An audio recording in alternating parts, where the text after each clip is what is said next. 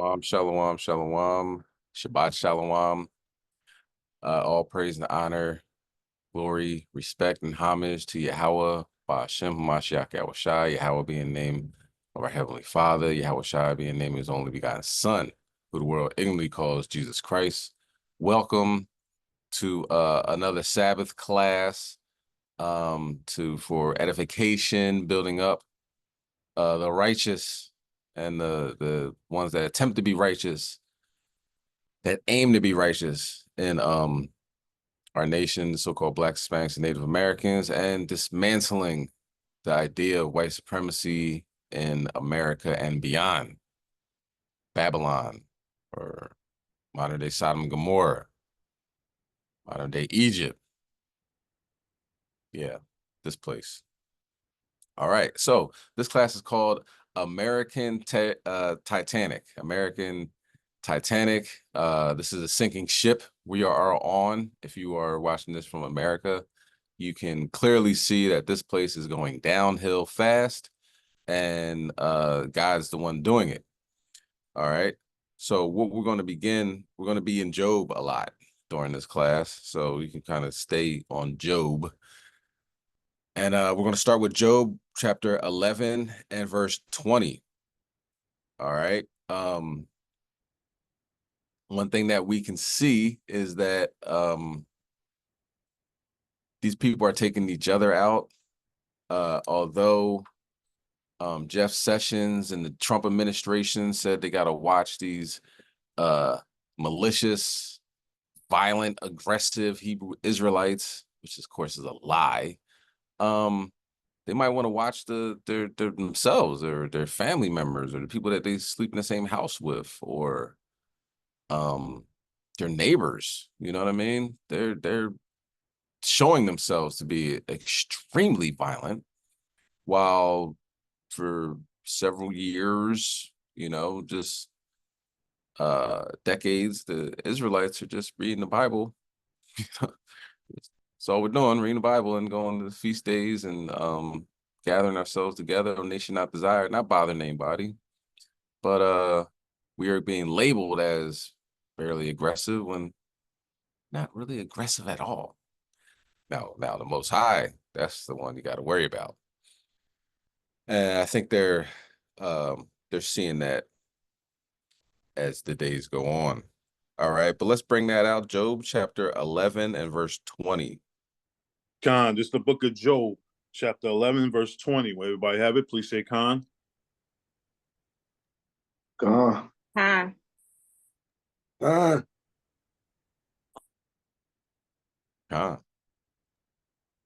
Khan. But the eyes of the wicked shall fall.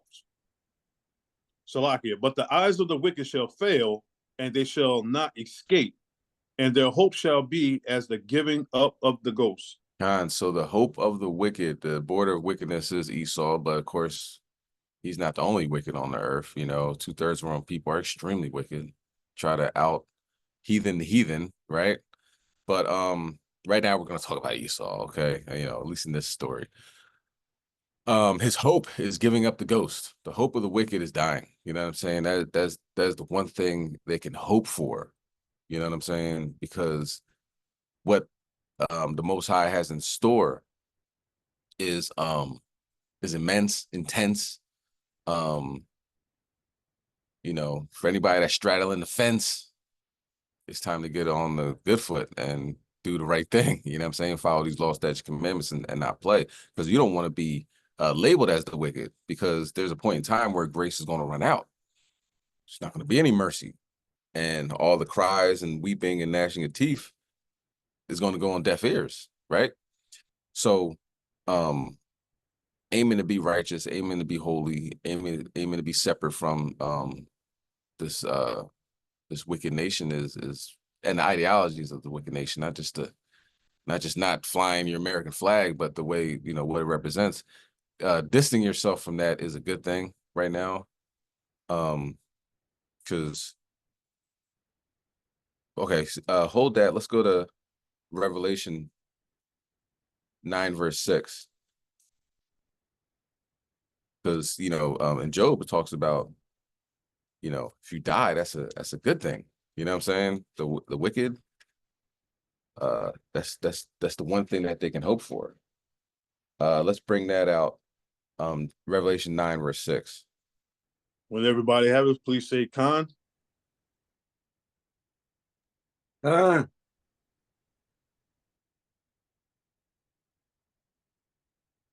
Khan. uh-huh. Verse 6. And in those days shall men seek death, and shall not find it, and shall desire to die, and death shall flee from them. So, like it says in Job, the hope shall be that they die. You know what I'm saying? Because the stuff that the Most High can and will and has been doing, you know what I'm saying, is a fate worse than death. You know, in some cases, in the mind of the wicked, because it's gonna be a lot of pain. It's almost like a cat playing with a mouse. You know what I mean? He can kill the mouse whenever he wants to, but he's just gonna keep playing with it, smacking it around, seeing if it's about to die, letting it live, then start smacking around again. So people, you know, look around all the time, you know, for strangers to do something crazy to them. Like, oh my goodness, I don't want this stranger. You know, I'm looking at these strangers. But what if that stranger, or if that person that's going to do something to you is in your own house? Well, that's what happened one day in Boston. And I mean, how much racist can you get other than Boston, Massachusetts? You know what I'm saying? Going to the bar. You know, very, very well documented what happens in Boston. Once again, this is Fair Use Act. This is not copyright infringement. This is a Fair Use Act lesson teaching. Okay. Fair Use Act. I don't know how many times I gotta say it. All right. So this is what happened in Boston.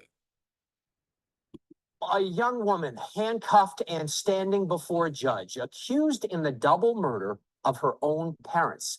Police say the family was going out to breakfast when she shot them in the head. As WBC's Julie McDonald reports, we still don't know why she allegedly pulled the trigger.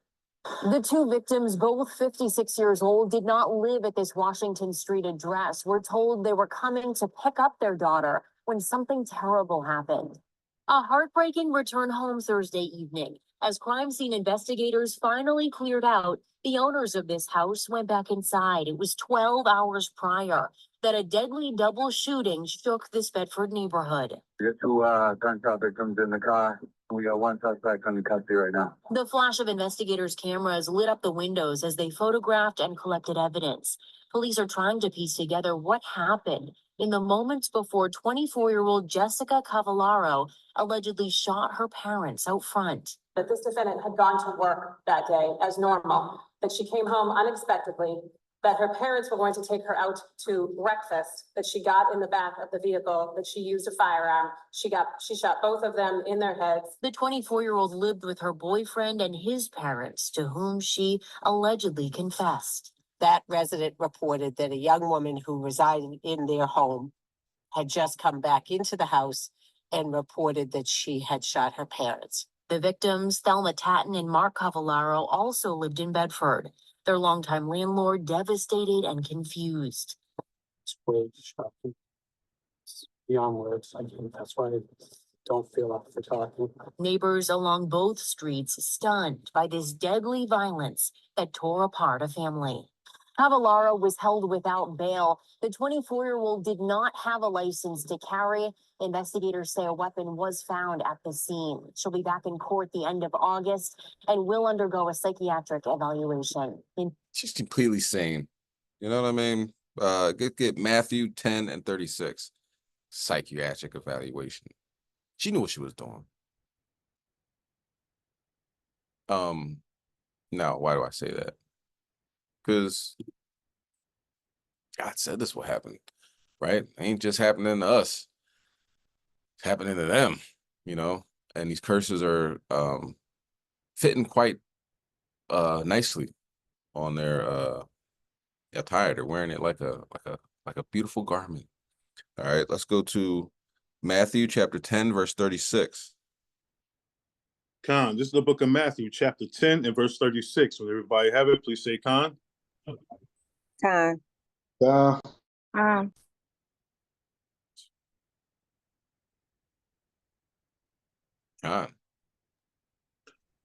Khan, going into the red letter. And a man's fools shall be they of his own household. Khan, it's foes, so his enemies. You know what I'm saying? People that are supposed to be there for you, building you up, keep you strong. They're the enemies, you know what I mean? And one thing we got to be completely aware of, that Yahushua gave us this warning. So let's just not, don't be a busybody in other people's affairs, you know what I'm saying? Don't be a lion in your household, men, ladies, nagging ain't gonna help nothing, you know what I'm saying? So let's be aware. We don't want to provoke each other in these last days, okay? Let it be them, let it not be us, okay? We can see the future of how come there's only a little swallow of orange juice in here. Who every time I try to get some orange juice, there's only a swallow, and you always leaving a swallow. Well, it's a swallow, and it's back and forth, back and forth. It's orange juice, you know what I'm saying? Let's just kind of, regroup, you know what I mean? Stuff like that isn't important in the kingdom, so it shouldn't be important now. You can always get more orange juice, but the words that you say, you can't put them back in. You know what I'm saying? You say, "Oh, you always doing this. And remember that time 14 years ago when you did this?" Relax, relax. So anyway, Esau maxed her parents in the head, and they were about to take her out to breakfast. She was about to go out to eat. Reminds me of a scripture. All right, let's go to Job. Oh, we're going to be in Job a good amount today. All right.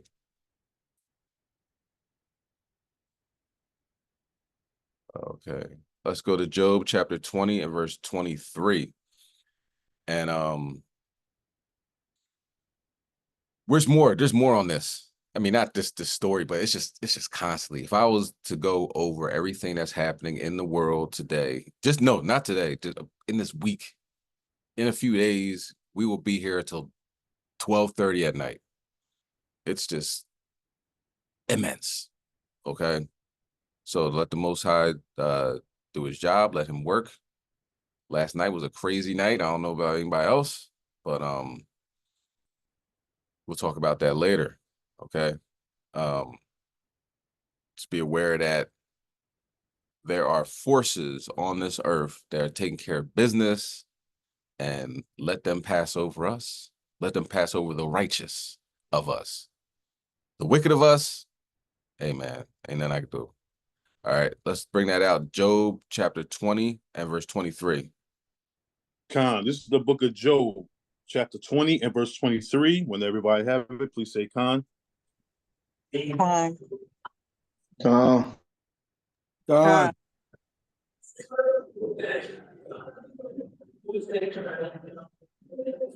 Khan, mute your phone. Khan, verse 23.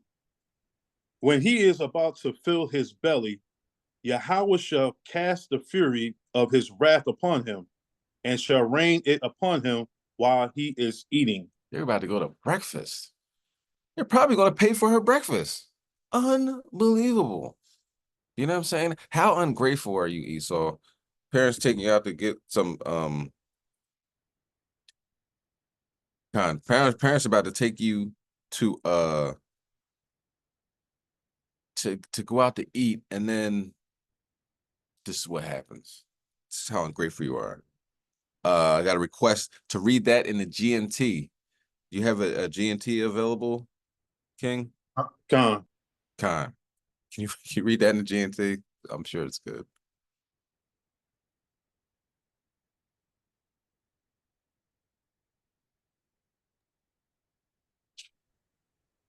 Con, this is the book of Job, chapter 20 and verse 23 in the GNT.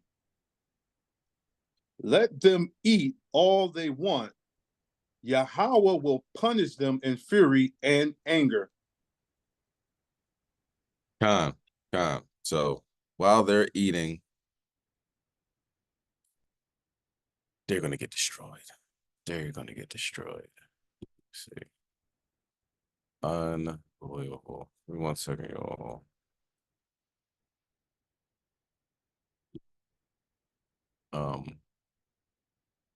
You know, and probably about to eat some pork. You know, if I would look at her, I think that's a pork eater. You know what I'm saying? Not trying to be.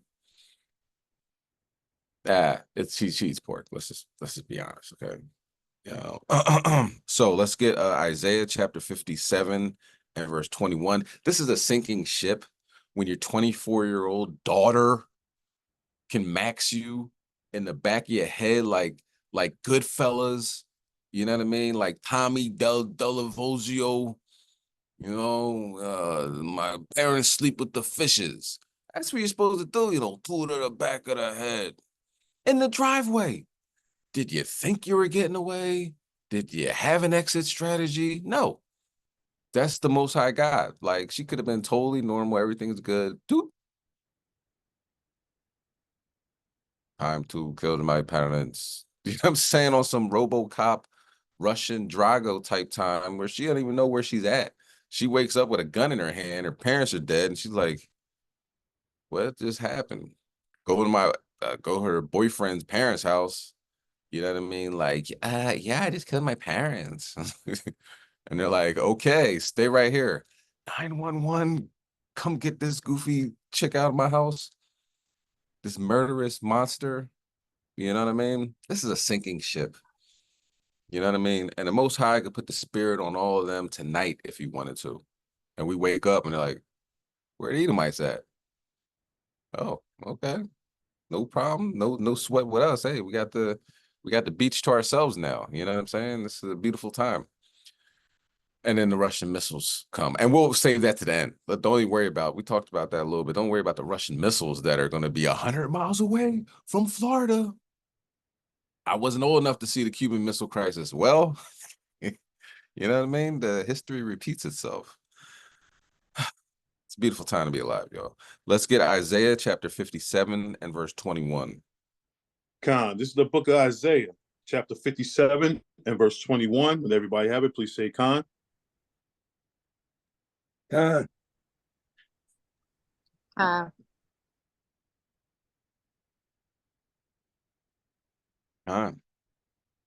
Con. There is no peace, says Yahweh, to the wicked. It's no peace. They don't have any peace. You know, yeah, you can have a moment of clarity, a moment to take a deep breath, a moment to reflect. You know, you can go into a park, walk around and see the trees and listen to the birds and look at the butterflies and things of that nature. The wicked don't have that. They're void of peace. And we're talking about all the wicked. We're not just talking about Esau, okay? Wicked 2/3, just so high strung and angry for no reason. Wake up angry, go to sleep angry. There's no peace in that. Just waiting for their heart to explode, waiting for their brain to explode. You know what I'm saying? Waiting to get dropped like a bad habit for the things that they do and the things they don't do. One thing they don't do is read scriptures or interpret it or try. You know what I mean? So there's no peace for the wicked.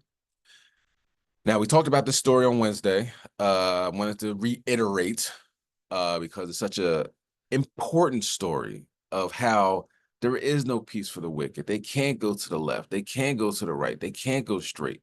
They're just stuck in a perpetual cycle of judgment, getting punched in the face wherever they go. You know what I mean? Getting jumped by the angels. like it talked about in Second Maccabees. All right, so now let's talk about it. All right, let's talk about it.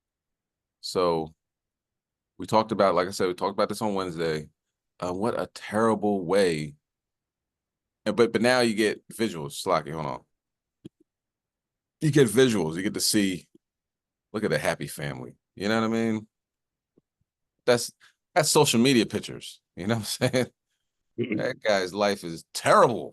You know what I mean? Everybody's happy on social media, believe it or not.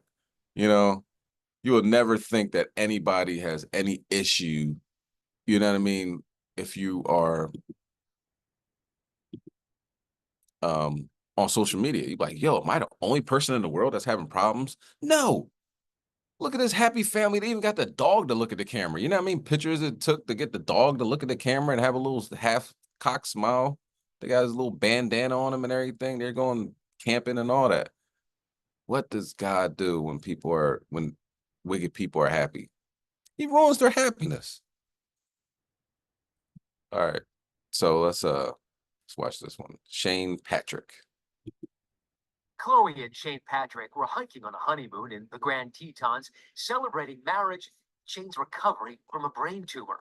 So I was moving and I was just like, at this point, just watching my GPS. They split up because Shane was trying to find a particular owl, but an owl wasn't the animal he encountered. It was close enough for me to identify that it was definitely a cub. What does your body do when you register, that there's a cub, and immediately then you see an adult grizzly and it's charging you? I locked up and it's the decision making in such a fearful moment. It's insane how fast it all happens. I don't know. I just went to pure instinct. He had bear spray, but not enough time to use it. I just was like, okay, I'm not going to be able to spray this animal. That's when I ducked and covered. She just bit down each leg and she picked me up and kind of thrashed me around. That's when she went towards my head, but I kept my hands interlocked like this and just trying to protect my arteries in my neck. She bit down and got my left wrist and my right hand. I heard a pop. And at that point in my head, I was like, all right, she's in my skull. But it wasn't his skull. It was the bear spray can. After a taste of that, Mama Bear ran off. Then the pepper kind of hit me and I was like, you're still alive. Alive, but badly wounded, he scrambled up a hill and managed to get a call through to his wife, Chloe, who's an EMT. I said, I got attacked by a grizzly bear. I'm not sure exactly the damage yet. So she goes right into EMT mode, telling me to improvise tourniquets. I hung up the phone not knowing if I had just spoken to my husband for the last time. Eventually, Rangers get to him, and what's the first thing he tells them? I was just like, please don't kill the bear. She was just defending her cub. And in fact, the Rangers decided he was right. So everyone survived the day. The brain tumor surgery. It went really well. Yeah. I was good after that, but the universe decided to test me again, I guess. No one ever starts their day thinking, I'm gonna get attacked by a bear today. It happened to us. And I'm really grateful that my husband was prepared and had these wonderful instincts to be able to preserve his life and make it back to us. Incredibly, Shane only spent a single night in the hospital, though we understand his recovery will likely last for months. The experts say he did everything right. If you are charged or attacked by a grizzly bear, you should play dead. Lie flat on your stomach, cover your head and your neck with your arms, and try to play dead as long as you can. If the attack persists, only then should you fight back with everything you have. Backed up in ABC News, Los Angeles. All right. So yeah, I guess the universe is testing me. Yeah, it's not the universe though. That's the Most High God, Yahweh Shem Yahushua. And he said, nope. And Esau be spitting sometimes, you know what I'm saying? Even out of the mouth of the wicked and the daggone devil, you might get a little bit of truth, right? And she said, nobody wakes up thinking that they're going to get attacked by a bear today. And that happened to us. And he looked at her like, us? You know what I'm saying? Like, I don't remember you getting attacked by a bear, but anyway, that's one thing that's important. You never know what's going to happen from day to day. That's why you go to sleep with the mind state that, you know what I mean, repenting from what you've done the previous day, you know what I mean, thanking the Most High for another minute, another hour, and wake up with that same mentality, that same amount of gratitude.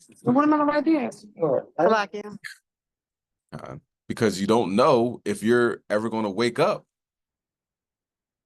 with a grizzly bear biting on your head and neck and legs and wrist. Okay. So let's get Job chapter 15 and verse 20. It's rough, man. It's rough. Yeah, it's like, I mean, from the brain tumor, and you're like, all right, it's a honeymoon. Come on, let's get the dog to smile. Look here, Fido. And who knows what happens to that dog at night, man. These Edomites and dogs, it's ungodly what happens. But thinking that after the tumor, everything's good, and you get attacked by a grizzly bear. Now he might go on safari, and then the lion comes up and gets him. This is just the way of the wicked. This is what's going to happen. This is what's going to continue to happen. It's not going to stop. And I'm just going to report on it. You know what I mean? That's my job. All right, let's bring that out. Job chapter 15, verse 20. Khan, this is the book of Job, chapter 15 and verse 20. Will everybody have it? Please say Khan. Khan.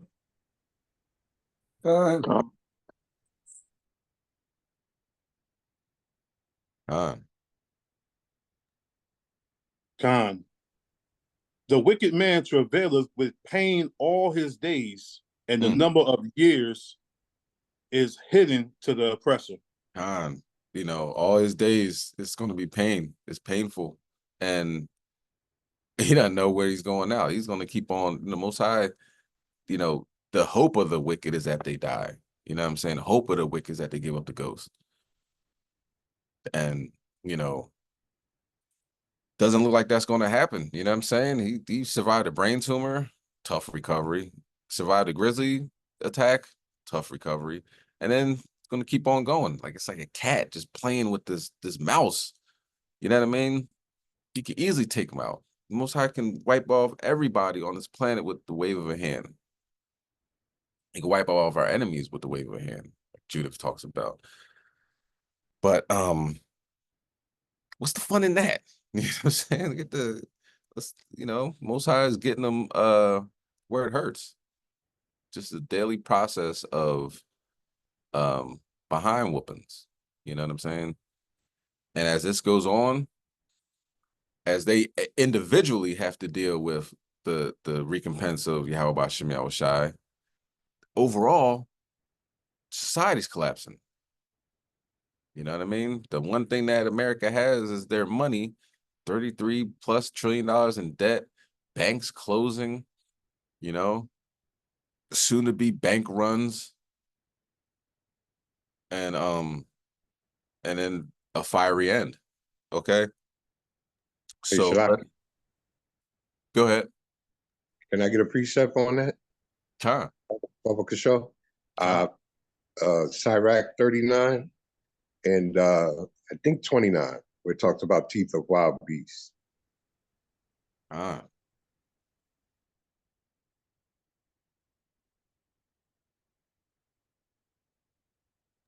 Verse 30. Sirach 39, 29, I believe, Baba Kashaw. It's verse 30. Khan, this is the book. Matter of fact, start at 29 though. Khan. This is the book of Sirach, chapter 39 and verse 29. Would everybody have it? Please say Khan.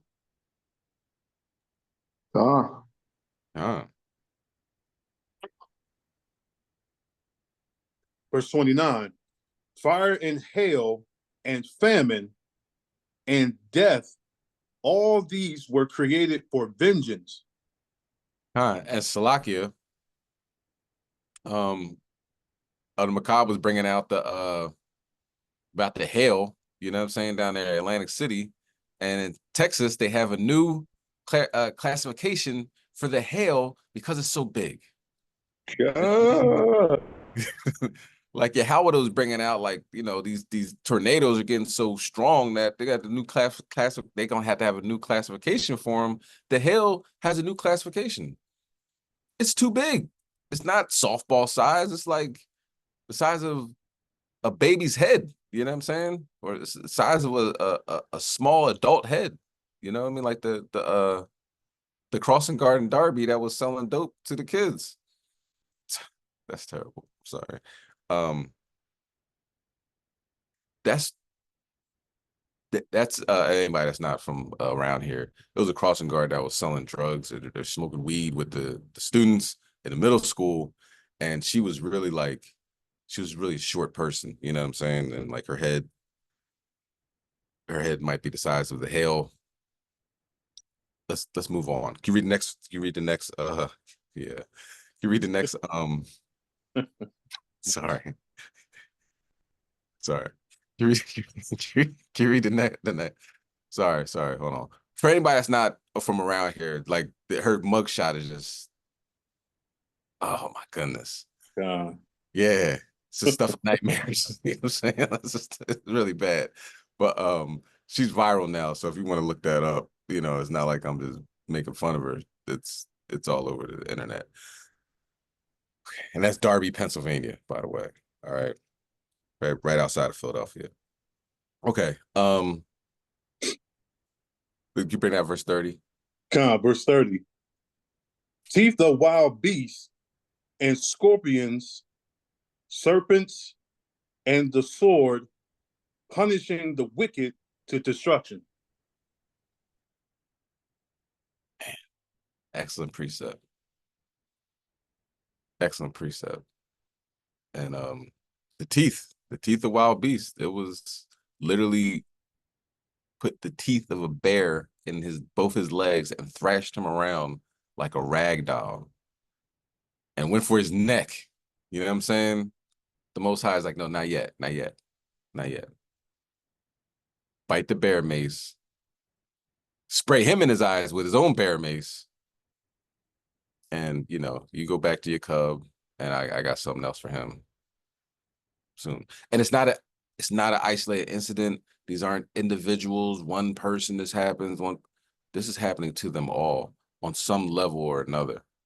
Okay, not saying everybody's getting eaten up by bears, but there's a bear in every Edomite's life, in every wicked man's life, every wicked woman's life. There's a bear creeping up on them, and Most High willing, everybody on this call and as watch this in the future can see that bear coming before it shows up, and you can repent, so that bear will turn around and go somewhere else, because this is serious business. You know what I mean? All right, let's go to excellent precept. Let's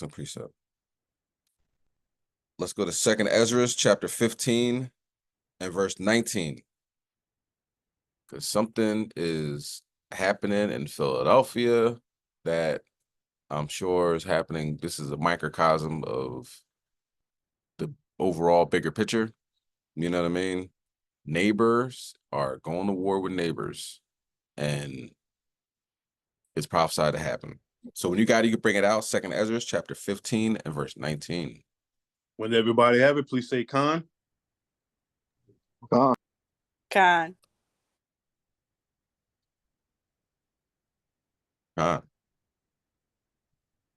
Verse 19. A man shall have no pity upon his neighbor, but shall destroy their houses with the sword, and spoil their goods because of the lack of bread and for great tribulation. So you see a microcosm of that happening here in Philadelphia, and here's the evidence of it. Don't take my word for it. Take Channel 10 News or whoever this is. The 30-year-old man was shot and killed by his neighbor in East Oak Lane. Police say the victim entered the rear door of the basement of his 50-year-old neighbor's home in the 6500 block of Walnut Park Drive around 10:30 last night. The neighbor fired a shot, hitting the victim in the abdomen. The victim was rushed to Einstein Hospital, where he died. Police say the homeowner stayed at the scene and is cooperating with police. Homicide detectives are now processing that location. All right, and that isn't all. Okay.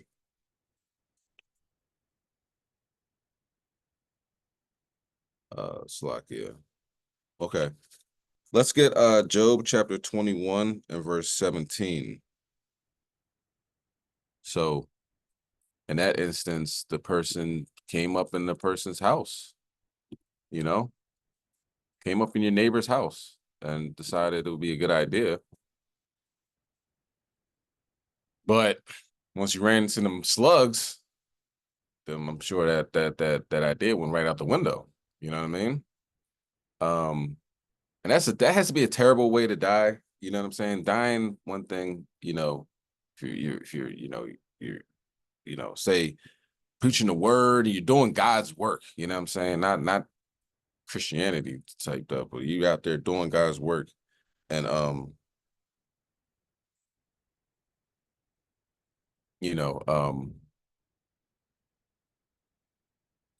and something like that happens, you know what I'm saying? That is, a martyr, a martyr way to go out. But to go out, you robbing your neighbor, you know what I'm saying? Like, how do they talk about this funeral? He was a good boy up until about age 6. And then he started going the wrong direction, but God forgives and all this other stuff. You know what I mean? Like, how do you try to spin that? Man, you died trying to rob your neighbor. You know what I'm saying? That's a terrible way to be known for. Like, you can write that on the tombstone, you know? All right, everybody. Make sure you mute your phone. Pay attention. Pretend somebody's talking. All right.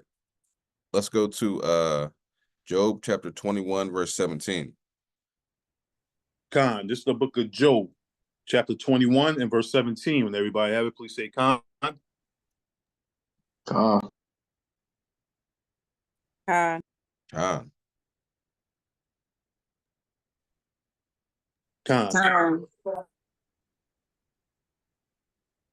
Verse 17.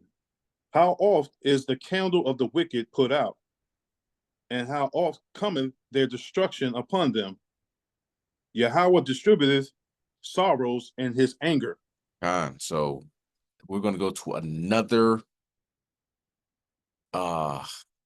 neighbor dispute in Philadelphia. Start to realize something's going on.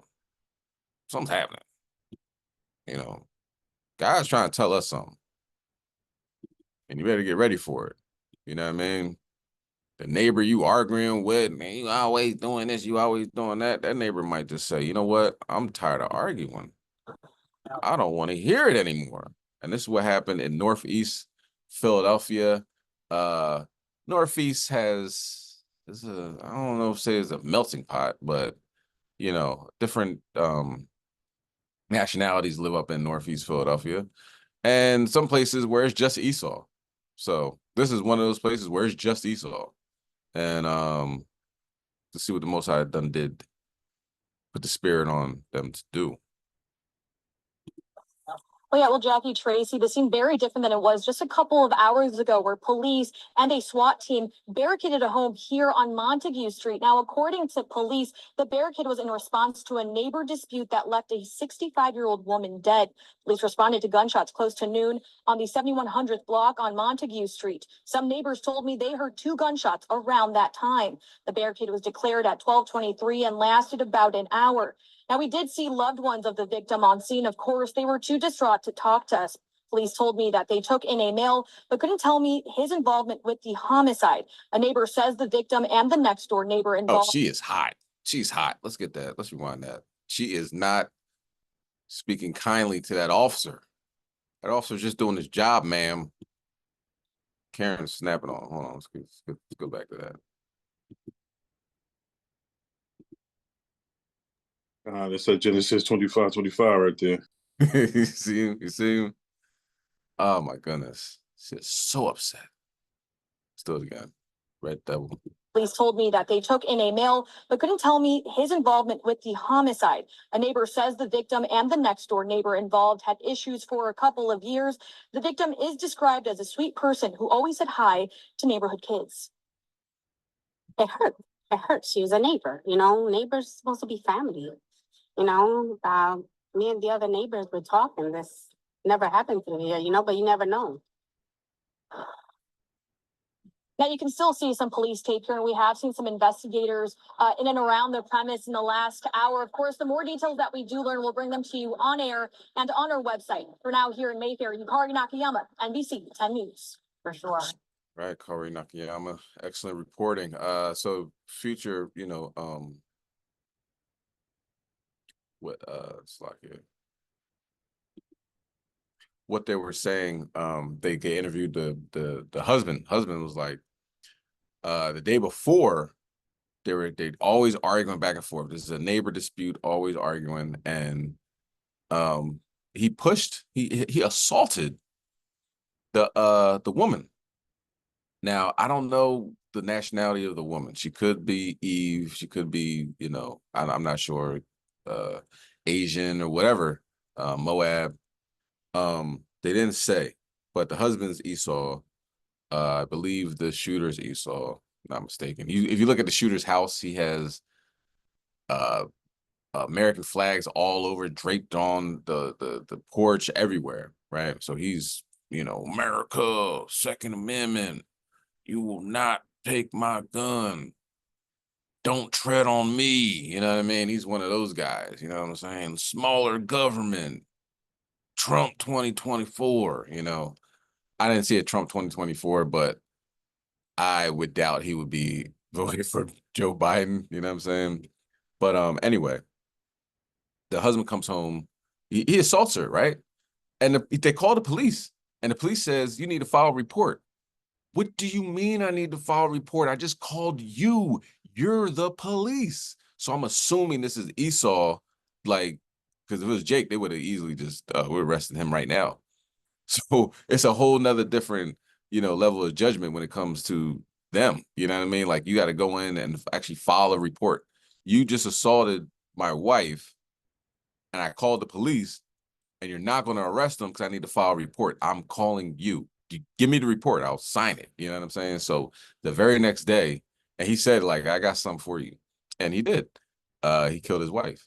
And I'm assuming that she had a extra bullhorn loud mouth.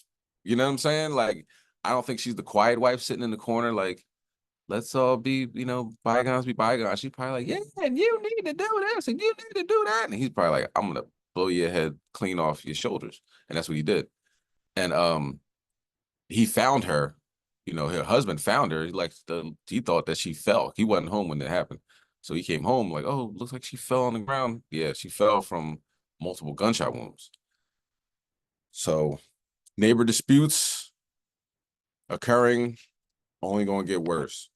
This is the Titanic. It's a sinking ship. Mentally, get away from this place. Okay. All right. Now, something that we talked about before in the past, it doesn't seem to be letting up.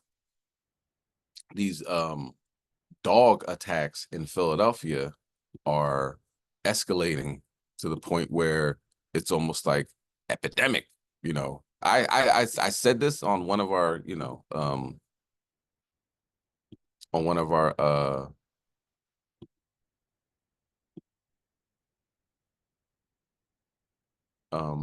could you guys hear the last video? Did I mute anything?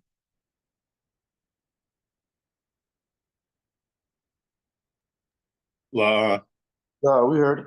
Okay. Con.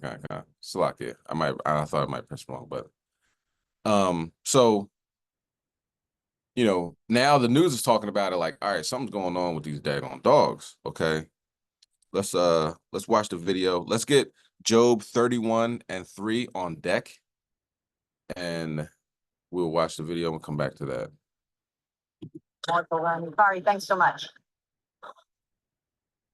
Those animal advocates, people in the business of trying to save, rehabilitate, rehome animals, tell us that in these cases, officers have had to make split-second decisions. And in all of these cases, the dogs were attacking other dogs or people.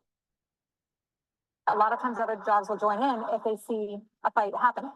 So that's, again, one of those things where if that door had remained closed, You know, if the dogs had been safely secured, that stray dog, if that stray dog wasn't stray, none of this would have happened. It was on 1500 North 57th Street Wednesday. Philadelphia police say a man was crying out for help. His dog was being attacked by a stray. At the end of the day, the responsibility does rely on the person who owns that dog or was in control of that dog last. In Wednesday's case, the attacking dog and pet were killed. A woman who tried to help was hurt. Sarah Barnett, the executive director of ACT Philly, says the shelter is seeing more and more dogs who need homes and more left on the streets. I think a big part of this, though, does have to do with the pandemic in the sense that dogs that are about 4 to 5 years old right now were ones that were born around the pandemic and weren't properly socialized. But also dogs allowed to roam free. This video from May 2nd shows multiple dogs running towards a man who was attacked. Barnett says more dogs are also being surrendered to ACT Philly. People are losing affordable housing or having trouble finding places that will accept animals, and says pet owners need to be supervising dogs, keeping them on leashes, and report dogs that are in neighborhoods that appear to be aggressive. It's a community issue. You want to keep the kids safe, neighborhood safe. Now, animal advocates say that in many of these cases, people have gotten hurt, as well as officers who were attempting to try and break up these fights before they resorted to that deadly force. All the reason why they say dog owners need to keep their pets on a leash. In Roxborough, Deanna Durante, NBC 10 News. You got them keep them leashed when you're walking out in the public. All right, Deanna, thank you. All right. We'll get to that. We'll get to that. Just not right now. Okay. So people are just getting attacked by dogs all around the city of Philadelphia. It's like not normal. You know what I mean? People getting shot, that's normal. Attacked by dogs, not so much. And it's happening a lot. They said 7 fatal dog shootings, 7 fatal with completion in Philadelphia, and 5 all of last year. So it's not something that happens all the time. You know what I'm saying? Let's bring out Job 31:3.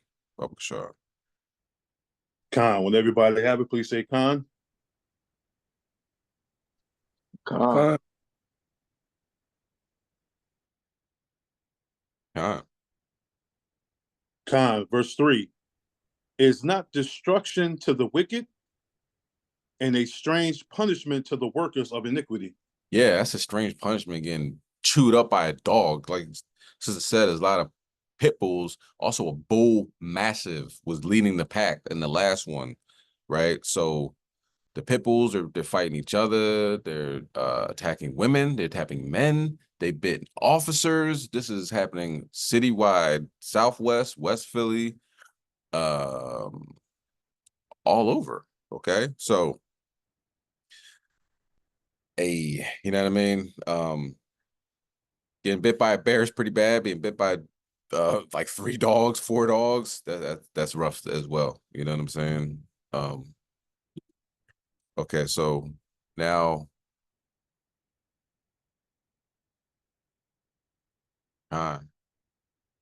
yeah, it's rough. All right. So let's get Romans 1:27.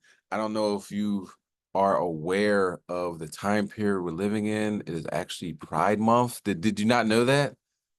Has it not been on every, you know what I mean? Every major corporation putting it in your face, letting you know what time it is, right? Oh,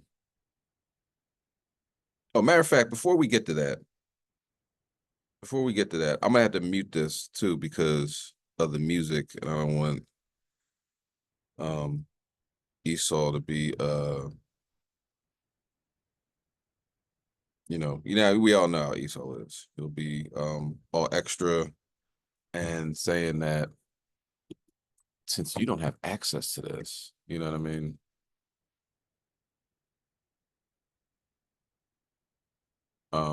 They'll try to get a copyright infringement. Okay. Give me 1 second while I set this one up. This is happening to a person in Jerusalem, a settler. I'm sure you've seen this. I mean, I'm not sure you've seen this, but for edification purposes, it's not just happening in Philadelphia. All right. These dogs have been attacking people, giving them strange punishment, and this one is Amalek dealing with. He's a settler in Jerusalem. They're gonna quote, notice my quotation marks, settler. Okay. But let's see what happens to the settler.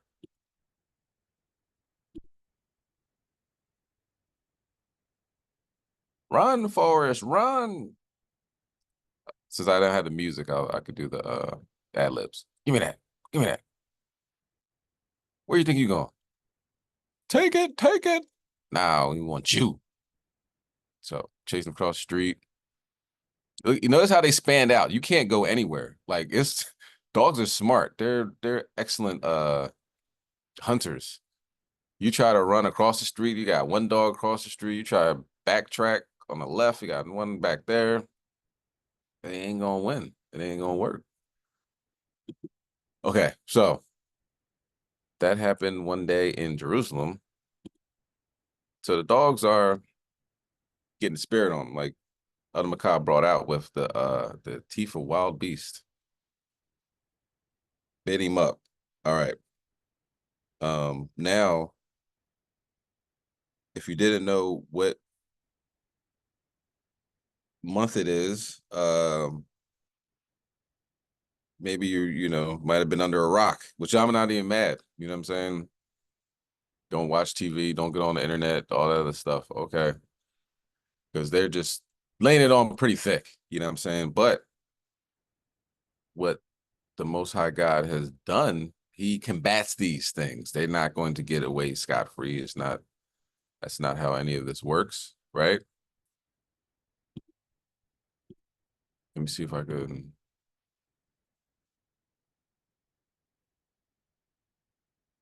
One second. There we go. So here's the beginning. I don't want to, I got music to it, so I don't want to get a copyright infringement, because even though I did say Fair Use Act, Esau will try any reason to get copyright. So here it is. This is a flag raising ceremony of the largest flag in the country, and this is the largest parade in the country of LGBTQTP W, X, Y, and Z, and this is how they act, right? But they don't show this on the media, right? I haven't seen this on any major network, you know what I'm saying, in Philadelphia. And by the end of the night, 3 people were shot at the same location, but they somehow could not get the put things together that these things are related. So this is what the Most High does. This happened Sunday. So during the weekend, they had their flag raising ceremony, right? And 400 feet long pride flag, Guinness Book of World Records, I guess, biggest in the world, yada, yada, yada. And people have came down from all over to go to this march, because Philadelphia has a place called the Gayborhood, and it's a place where the homosexuals live. It's in Center City. You definitely don't want to walk down there. You know what I'm saying?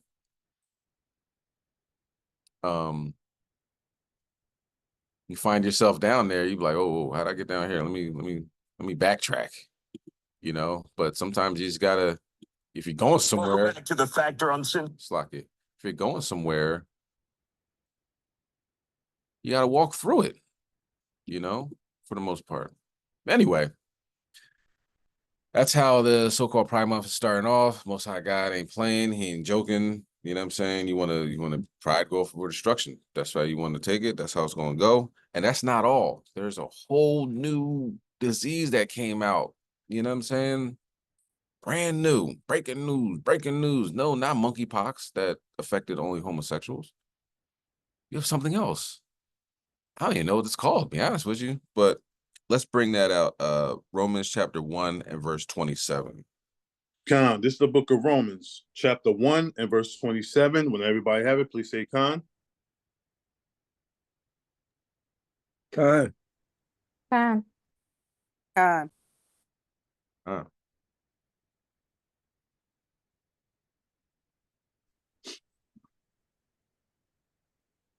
You bring it out. And likewise also the men, leaving the natural use of the woman, burned in their lusts one toward another, men with men, working that which is unseemly, and receiving in themselves that recompense of their error, which was met. Which was me. Can you go to GNT and read that? It's a little bit, straightforward. So you're getting your just desserts. God says don't do it, and you do it anyway. So what happens? Judgment. You know what I'm saying? So that's what they're getting. Is first case popped up in New York, and more than likely will be spread throughout the four corners of the United States, at least. I believe there was also in Europe. They said it started in India. India, they're freaks anyway. You know what I'm saying? So of course it goes from one freak country to another.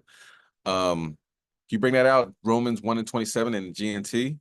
Con, this is the book of Romans, chapter 1 and verse 27 in the GNT. In the same way, the men give up natural sexual relations with women and burn with passion for each other. Men do shameful things with each other, and as a result, they bring up upon themselves the punishment they deserve for their wrongdoing. Yeah, as a result. So it's a direct result of what they're doing, and punishment of Yahweh Hashem Yahushai. New York Post talked about it. They don't really there's no I like to hear the commentary rather than just, reading what they're putting there. So this next one is Slocky, the commentary. Sexually transmitted ringworm. Ugh. Imagine ringworm being down there. That's pretty bad.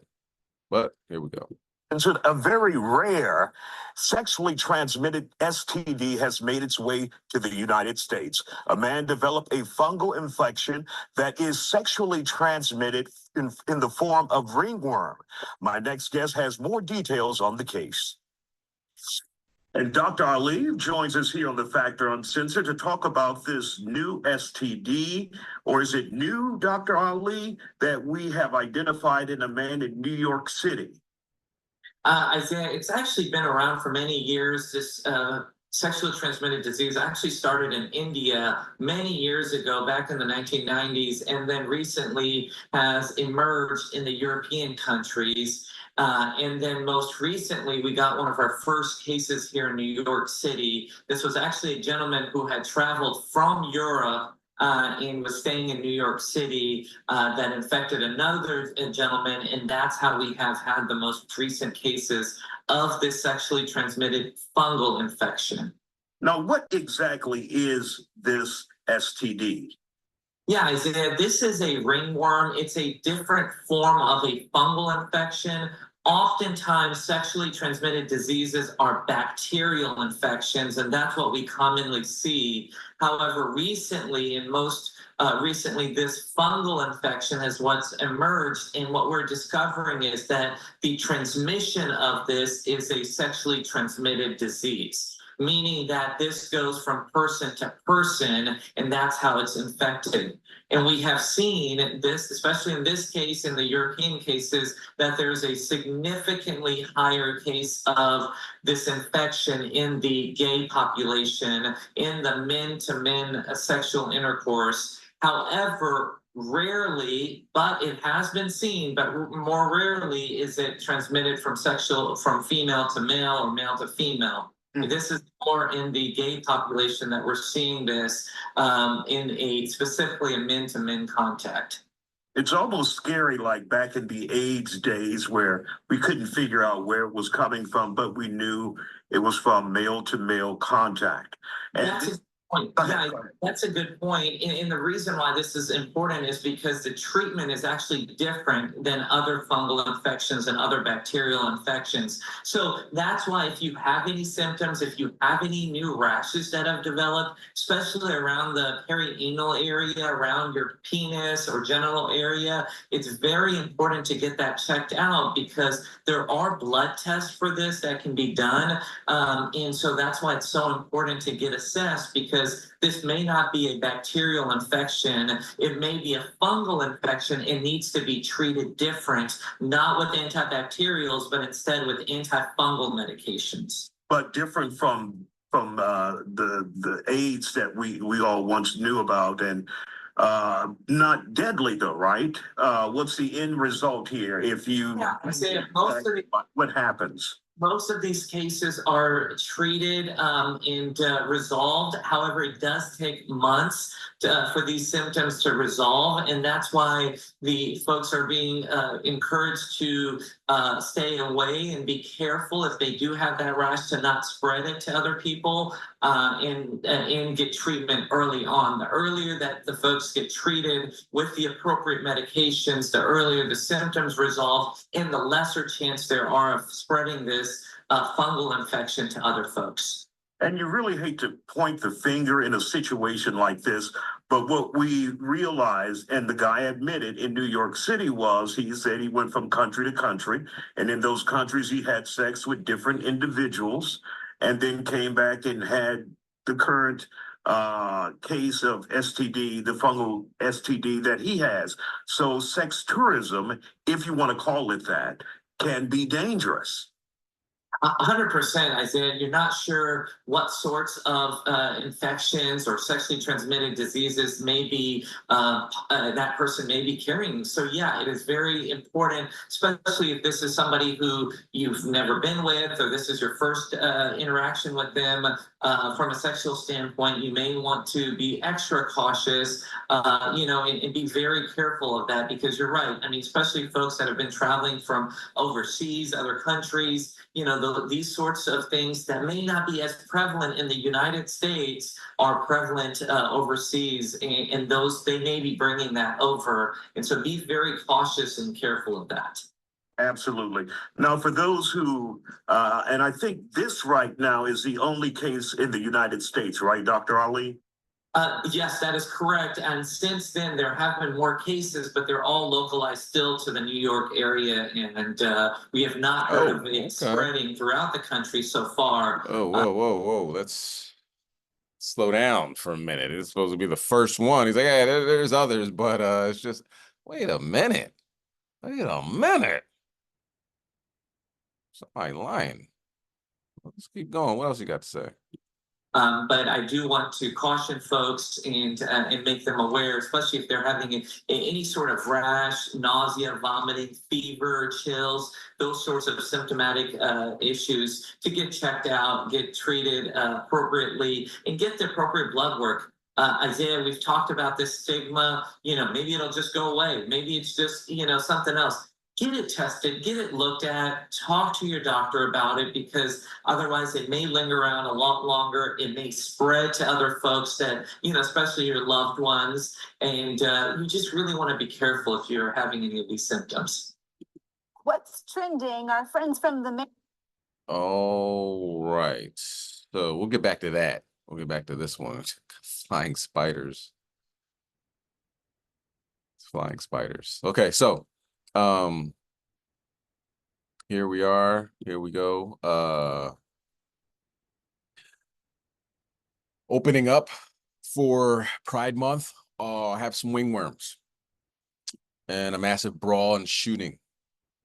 Okay, so this is what you want. This is what you get. Let's go to Acts chapter 28 and verse 4. This is a sinking ship. This is sinking. It's collapsing. It's over. It is done. Babylon is falling.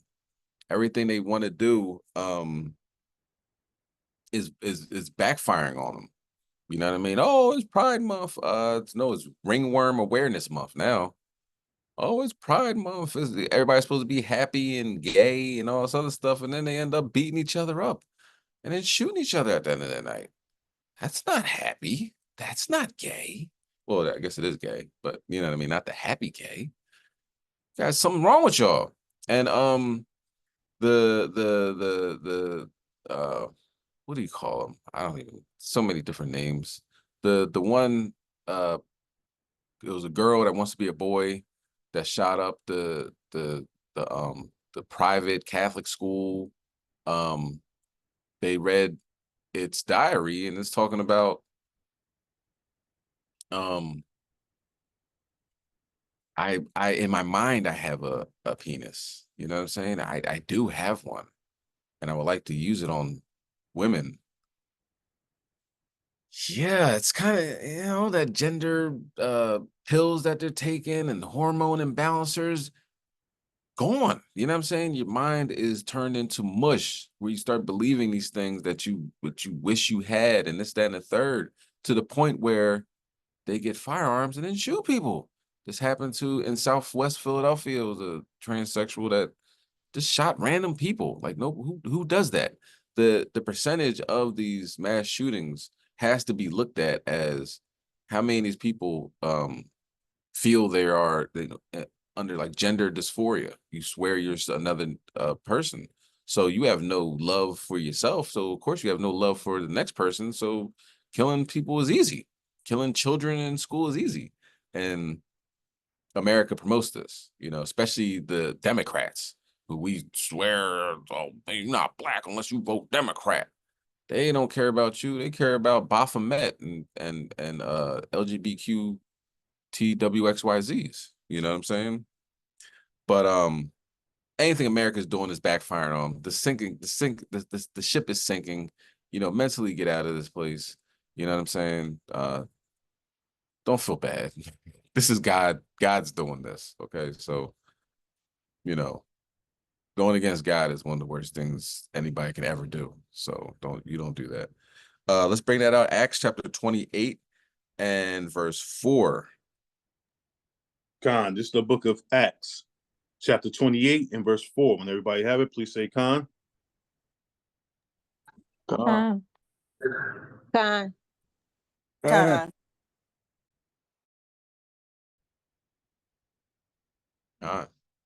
Khan. And when the barbarians saw the venomous beast hang on his hand, they said among themselves, no doubt this man is a murderer, whom though he have escaped the sea, yet vengeance suffereth not to live. So these barbarians they know a thing or two. You know what I mean? Vengeance is a serious thing. You know what I'm saying? Being in a shipwreck and then getting bit by a venomous spider. I mean, in this venomous snake, but now we have venomous spiders in the United States. So the murderers, you're looking at it, you know, they're saying Paul's a murderer, or, you know, and we're going to read the rest of it because obviously Paul just shook it off like, I'm good. You know what I'm saying?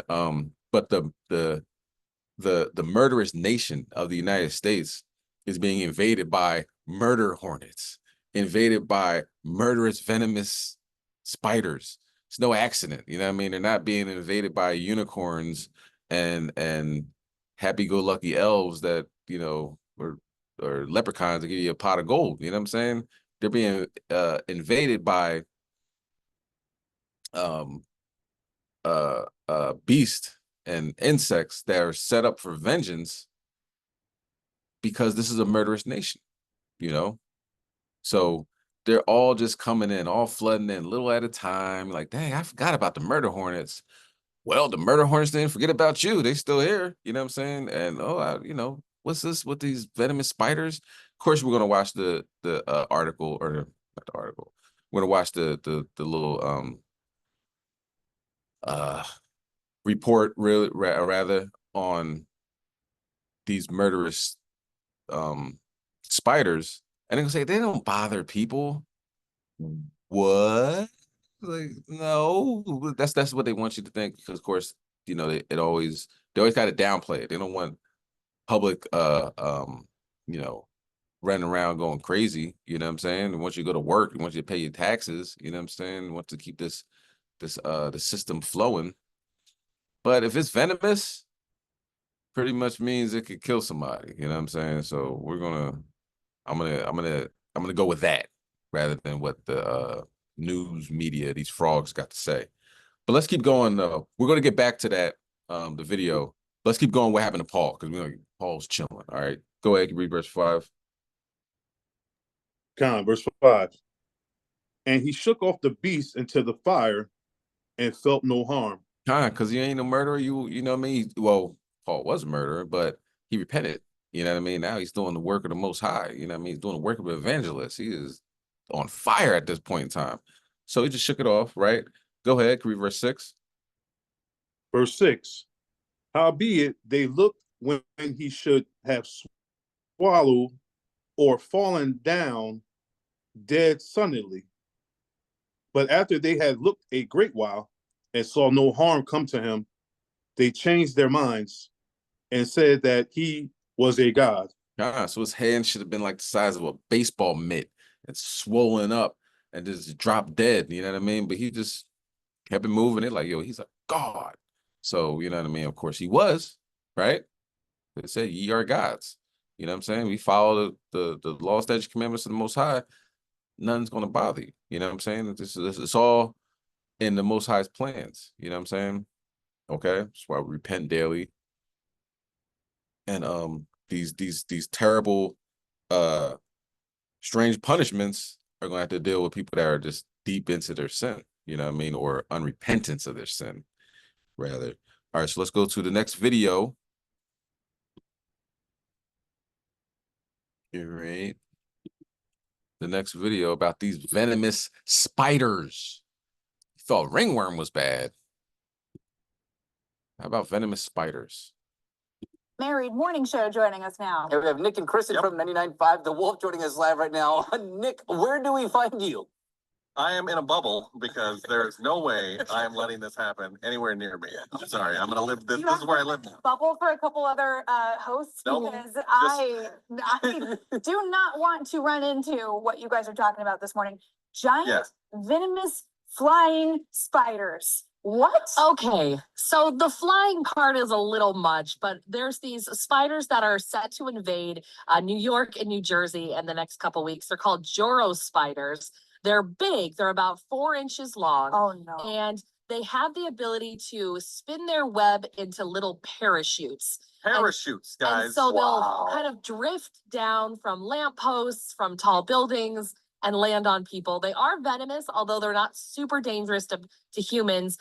They will definitely need to be treated if you get bit by one. But think like murder hornets to bees. They destroy other insect populations. Yeah, the last species I want on this planet evolving is the spider, and they can now make parachutes. Yeah, no thank you. I'm gonna stay right here. Hard. No, also, don't show me that picture and tell me they're not dangerous to humans. No way. Nothing looks like that. That's not dangerous to humans. I mean, yeah, they have these really long yellow and gray bodies, so you can absolutely see them as they float gently down to you and land on top of your hair. Gosh, at least you can see them. Maybe ahead of time. So I guess. Do you guys ever, when you start talking about bugs, do you ever get the feeling that bugs are crawling all over you? Because that's right. I just want to like go take a shower. Are these? I feel good in my bubble. Are these new to New York and New Jersey? Have they been there before? I feel like I've never heard of these. Yes, so they're kind of new, like within the last 15 years. So they were first discovered. They're an Asian population spider, but they came over on shipping containers. You know, like the murder hornets. And that's how yes, like that's how we got them here. And so that happened in about 2010. So they've been here a while, but they've been multiplying. And now this is like the time that they invade the Northeast. So everyone's kind of bracing for their arrival. Well, I'm really glad I don't have any flights to New York. Yes, I have no desire to go to New York. So no, thank you. Nick, let us know if you get a bigger bubble. We'll all be jumping in there the second you do. At this point, my wife's not allowed in this bubble, so you guys you'll be next though. As soon as I can get her in. As long as we're next in line, I'll settle for that. Keep these poisonous paratroopers out of the Northwest. All right. Well, stay safe, you guys. Buy all the bug and insect and arachnid repellent you need. We'll do our best. For more trending topics, you can always catch Nick and Kristen weekdays on 99.5 The Wolf. The tornado outbreak in Maryland, near our nation. Okay. Whoa. Slow down, Gail. We're not done yet. Okay. Almost done. Almost done. Like I said, we'd be here all day. So venomous spiders have invaded. We'll be here in New York and New Jersey. Right in the time of Pride Month. Okay, let's get Job chapter 40 and verse 12. I mean, the Most High really has excellent timing to the T, to the millisecond, to whatever you want to call, you know what I mean, the time. They're gonna show up here in, you know, Pride Month, venomous spiders, you know what I mean, ringworm. So the sinking ship is continuing to sink. People are still trying to play the band, you know what I mean, the banjo and the violin, you know what I'm saying, as the band plays on. And our people are just so, you know, it's disheartening how brain dead our people can be. And it's not like ignorance because they don't know. It's they don't want to know. Or you can tell them and they reject. Okay. So for instance, right? I had a couple situations online this like past couple days. And we have a West Philly Facebook chat, and I put in the picture of Sodom and Gomorrah, and underneath it, you see Esau and them in their pride flag, and it says "Love Satan." You know what I'm saying? And it's just a couple of scriptures. They actually took me off. I mean, you know, took the post off, saying that this is harassment and bullying, even though it's in the Bible, in the scriptures. So, you know, this is where we're at, without saying you effing bad people and not really like coming at them, just like, look, this is what the scriptures say. You don't want to do this. It's a bad job. But that happened. And then earlier this morning on Instagram, it's like a big celebration. This one kid got accepted to Yale from a charter school. It's never been done from this charter school, accepted to Yale. And I'm just like, okay, it's Yale and Princeton and UPenn. They all got money off of slavery. You know what I'm saying? They got big and they got these institutions because they enslaved your ancestors. Why are we promoting them and saying that they're so important that we need to go there and our children need to aim to go to these Ivy League schools, which are inherently racist, made through racism, and their seals, they have seals of people carrying like of working labor, and that's like, yeah, that's the slaves that built this place, right? That's what the seals of the colleges say, right? And you know, why not promote a HBCU? You know, let's build up our own places. And oh my goodness, the backlash is ridiculous, man. I'm getting cussed out. Shut the F up. I'm tired of you people always saying this. It's always one that got something bad to say, and this, that, and the third. Our people are just they're dumbfounded. It's 2024. The last host, or I could talk about Hezbollah and Israel, and I mean that gets deep too. And Iran, what Iran said, look, you go into Hezbollah, you go into Lebanon, we right on the hills. You know what I'm saying? We up in this joint. That's World War III, right? And we're going to talk about Russia and going to Cuba, but we're at the brink of nuclear destruction. If you don't get it by now, or you can't even fathom the fact that we shouldn't be just on their heels and loving, you know what I'm saying?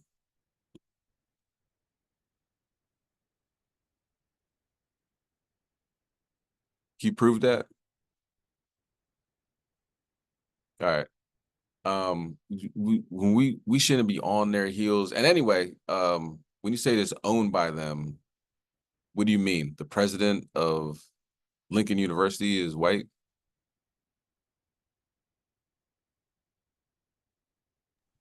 Salaki. Go ahead.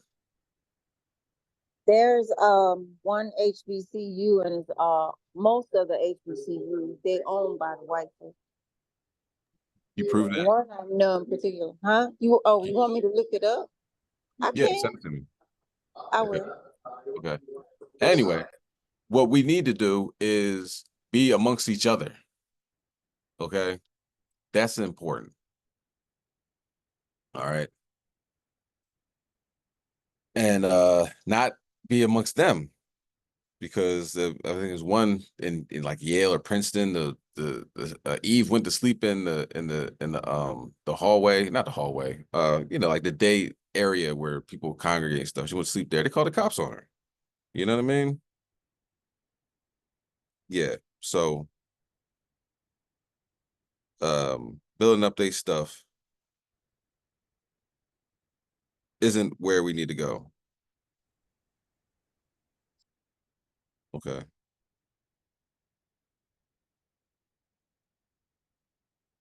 Anyway, so all right, where my train of thought. Okay, so anyway, so but the point I'm trying to make anyway is that these people, because I see with on Lincoln University, it is an Edomite that's the president. Okay, so we'll see about Cheney University. Is Cheney like that?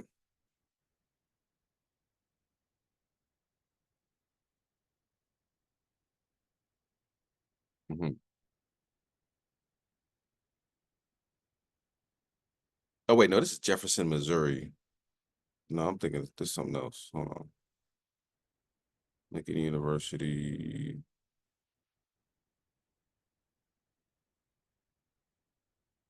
In PA.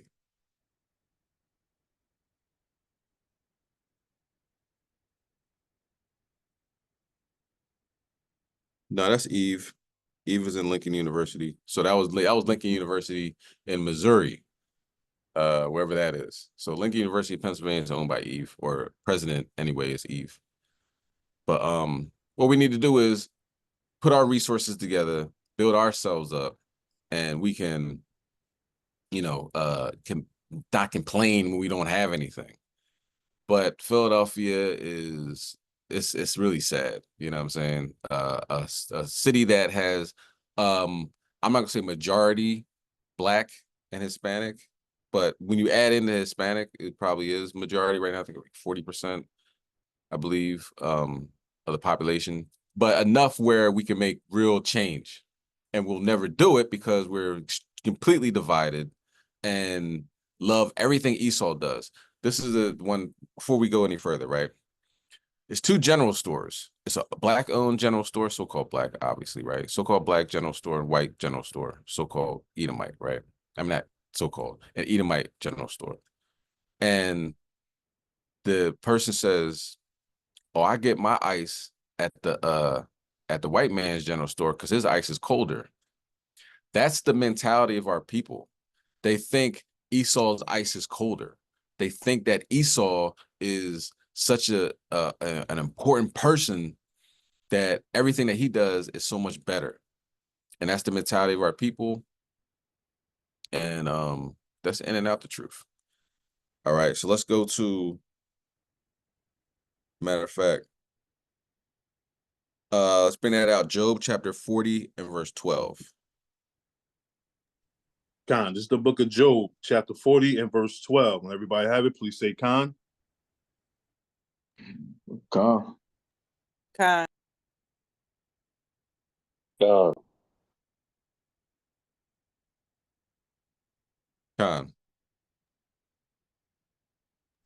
Look. Khan. Khan, verse 12. Look on everyone that is proud and bring him low, and tread down the wicked in their place.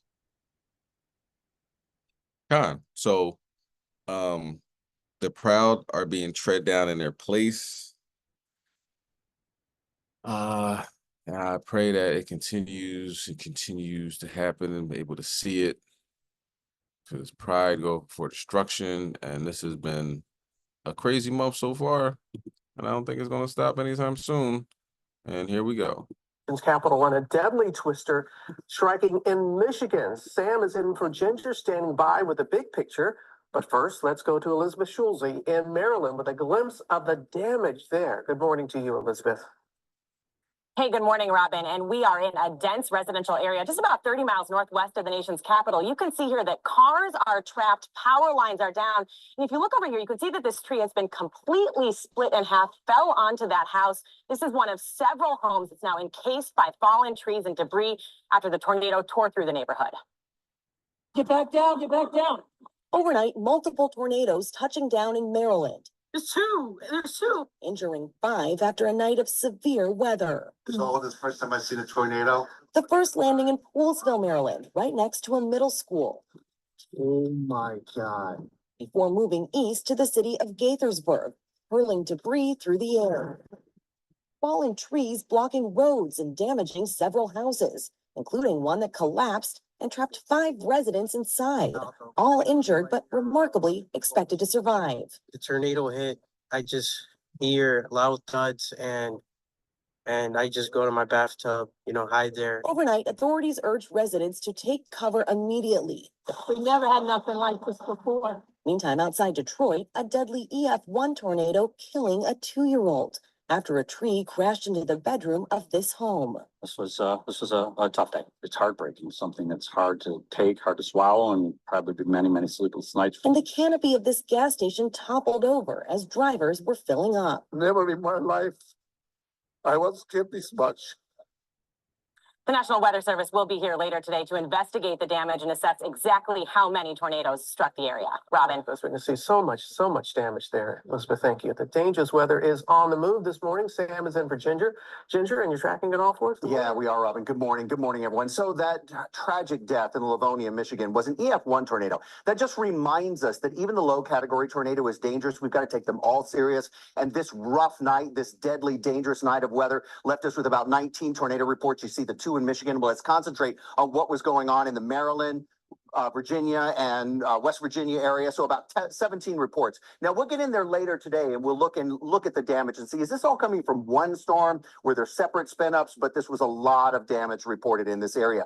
These storms are kind of like a 1-2 punch. So they were along the warm front as it lifted into the area. Now the cold front is back off to the west and coming through the exact same area. So later on this afternoon, can we see some more dangerous storms kind of develop around the Baltimore, Washington area? Yes, so keep an eye on them. And then look at this little area popping up in central New Jersey, oh so close to New York City, some of this north of Albany as well. So with the cold front, we could continue to see some rough storms this afternoon. We've got major heat, dangerous heat.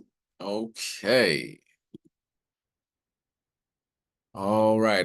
As I was on it, I was reading the article that was sent to me. It says, who owns which HBCUs are Black owned. It said public schools and non-profit private schools do not have owners. So they're not owned by anybody. They're typically held in trust and overseen by governing boards. For-profit private schools have owners, but none of the 51 private HBCUs for profit schools, as the NSE states reported.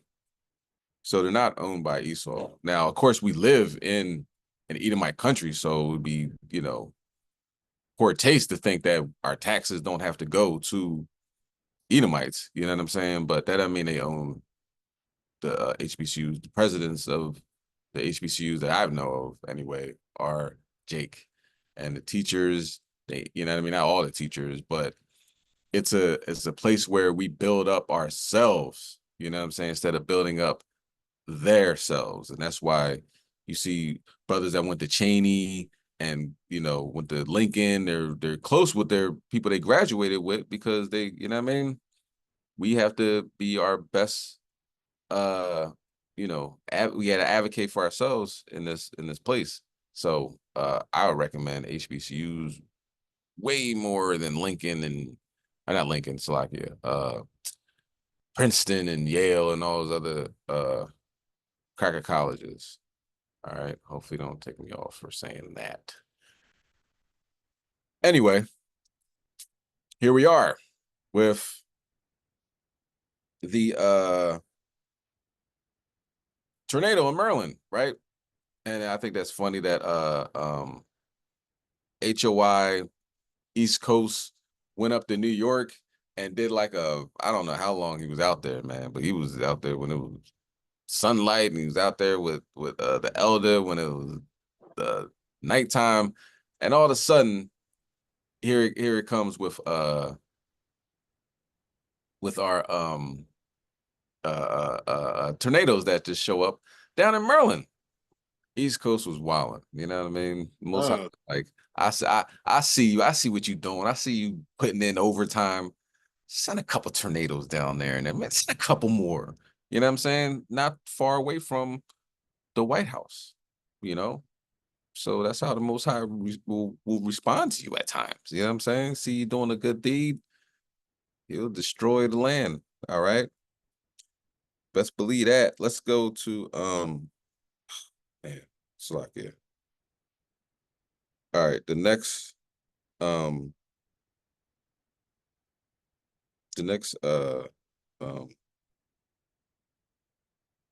man. My bad, y'all. Give me 1 second. Because that's not the only tornado that happened. There's another one that occurred in South Africa. The pride of the South Africans. You know what I'm saying? Let's go to Proverbs 10 and 25. I think I got my videos mixed up, to be quite honest. Let me see how I can rearrange this real quick. Yeah, you know what? My bad. The proud are those South Africans, those Elon Musk. Elon Musk hit the dust. Okay. They're very proud, right? Elon Musk is a very proud South African because he stole the land, right? Him and his family. So we got a couple more, just this, and then we're gonna talk about Russia, Mother Russia, as they call it. But yeah, so he's gonna bring down the proud. But you know what? The Most High puts it in order that he wants to go. So we're gonna go with that. We're gonna keep going. Let's bring that out. Proverbs chapter 10 and verse 25. When everybody have it, please say Khan. Khan. Khan. Khan.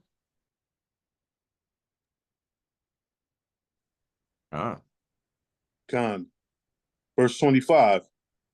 As the whirlwind passeth, so is the wicked no more, but the righteous is an everlasting foundation. So a very rare tornado occurred in South Africa where it doesn't happen a lot. I haven't heard of a tornado in South Africa ever, but you know what I'm saying? I don't really watch South African news, but apparently this is pretty rare. But let's check out the Most High destroying these Edomites that went into somebody else's land that they weren't supposed to be in, and now tornadoes happen. Guys, this is over Tongad. There's a tornado starting right over Tongad Industrial. And as you can see, everything is gone, roof, everything is gone. I'm newly married, just renovated my house after the floods, and this is another disaster.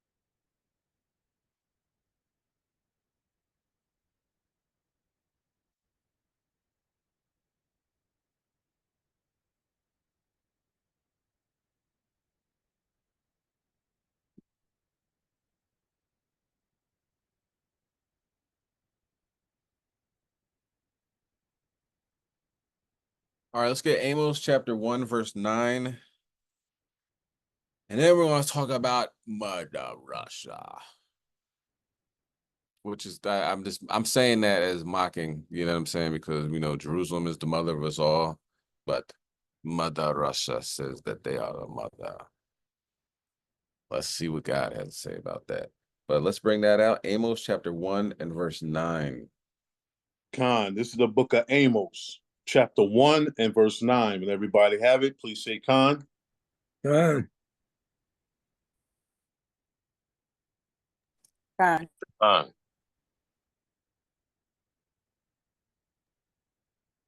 Yeah. Khan. Verse 9. Thus saith the Lord, for 3 transgressions of Tyrus, and for 4, I will not turn away the punishment thereof, because they delivered up the whole captivity to Edom, and remembered not the brotherly covenant. So here we go. Now these South Africans are having to take up residents outside. She's like, man, I just got finished with a flood, and now the dagger of tornadoes is all angles. Yep, welcome to judgment. So and I think that looked like Elam. They probably everybody go over there in South Africa to get a piece of them. You know what I mean? Because Ham is a servant of servants. So you want to make friends with the Edomites and let them in your doors and stuff like that. And then what happens? They take over. That's what they do. They're like a virus. So with that in mind, Ham is pretty much getting destroyed at this point in time. They came there with apartheid, and now you got tornadoes. Lord knows what else he got in store for him. But even though that's not the Titanic of the United States, still it's Esau getting destroyed somewhere else in the world. Now let's get into the meat and potatoes of what's going on. There's 4 warships on their way to Cuba as we speak. Should be here, but sometime this week. And there's nothing anybody can do about it. Who's gonna stop them? You gonna knock them? You gonna shoot the warships? World War III. And it's a nuclear submarine that can go in international water 25 miles outside of Atlantic City, 20 miles outside of North Carolina. You know what I mean? 20 miles outside of Florida, because that'd be international waters. And they're hypersonic nuclear missiles. Don't forget that. They're hypersonic. It's not going to say, oh, they shot off a nuclear missile. It should be getting here in the next 2 to 3 hours. That joint going to be here like that. Hypersonic nuclear missiles. Okay, so let's go to Jeremiah chapter 50 and verse 14. Shouldn't be worried about a whole bunch of stuff when Russia's about to turn this place into a fiery parking lot. You should worry about when is the first fruits. What am I going to bring to the first fruits? What am I going to can I take off? You know what I mean? The next day? I should put in my hours now. I should think ahead. That's what we should be thinking about, because that's in accordance with the law. Do I have fringes for tomorrow? You know what I'm saying? Things of that nature. When can I fast this week? Yeah, those are the things that should be important to us, rather than other things that aren't so important. But let's bring that out. Jeremiah chapter 50 and verse 14. Khan, this is the book of the prophet Jeremiah, chapter 50 and verse 14. When everybody have it, please say Khan. Khan. Khan. God.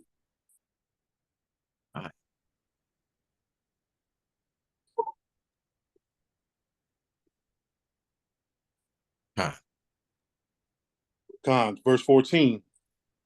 Put yourselves in array against. Mute your phone. Mute your phone. All right. Being disturbed when the word comes out.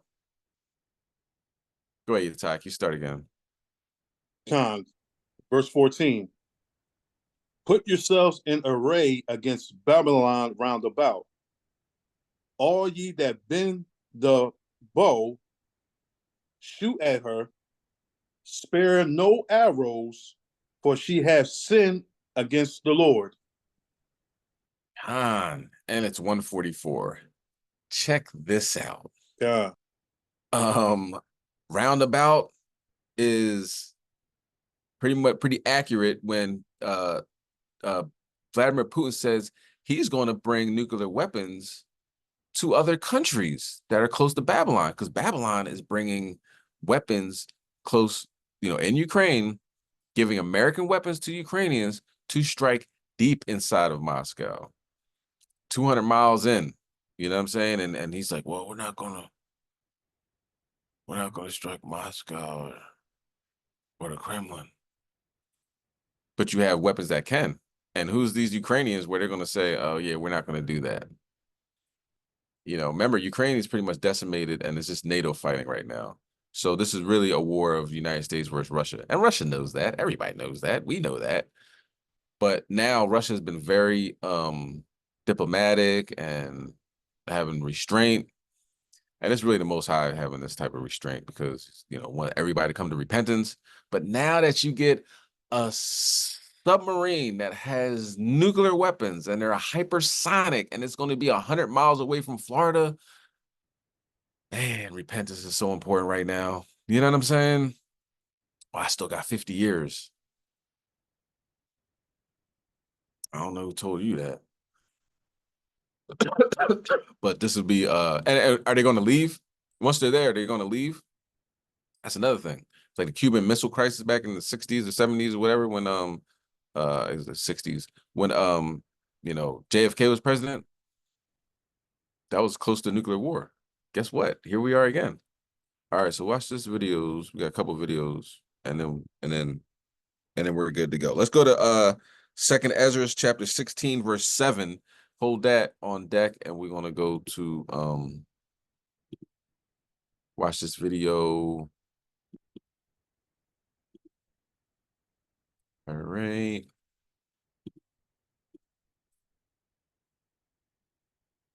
Russian warships are on their way to Cuba this morning. That happened back in the 1960s, the Cuban Missile Crisis. It was just a little thing. Comes days after a warning from Vladimir Putin that Russia could provide weapons to actors that would then attack Western targets over those countries' support of Ukraine. News Nation's Robert Sherman is following that story from Washington this morning. Good morning, Robert. Hey, good morning, Leland. It's the latest upping of the ante that's coming from Moscow here, in which you're looking at a nuclear-powered submarine and 3 warships that are set to moor in Havana. For context, it's about 100 miles away from Key West, Florida. Not the first time we've ever seen something like this happen in history, as you pointed out with the Cuban Missile Crisis. But that being said, it is significant considering the comments that have been made by Russian President Vladimir Putin here this week, in which he left the door open for the possibility of providing weapons to adversaries of NATO to strike the West after the United States said that there's a de facto green light for Ukraine to use U.S.-made weapons in order to strike targets in Russia for the sake of defending the eastern Ukrainian city of Kharkiv. Again, I mean, we've seen a lot of tough rhetoric coming from Moscow in recent months that has not led to too much in the way of tangible brinksmanship and action, but seeing these warships heading into the Western Hemisphere for drills that will taking place in the Caribbean, U.S. officials say it is significant and it is something that they will be monitoring. Leland? Yeah, for sure. Monitoring, to say the least. Robert, thank you very much. Thanks for watching, everybody. Go to join. Esau spit. He said, monitoring to say the least. Yeah. He said nuclear weapons are on the table. What makes you think that we made them not to use them? And you want to bomb Moscow? He said there's parameters. He's going to talk about, I think, in the next video. There's parameters to us using nuclear weapons. One of them being the sovereignty of our nation, the territorial integrity. Say that 3 times fast. Okay. Let's bring that out. 2nd Ezra chapter 16 and verse 7. Khan, this is the book of 2nd Ezra, chapter 16 and verse 7. Everybody have it? Please say Khan. Khan.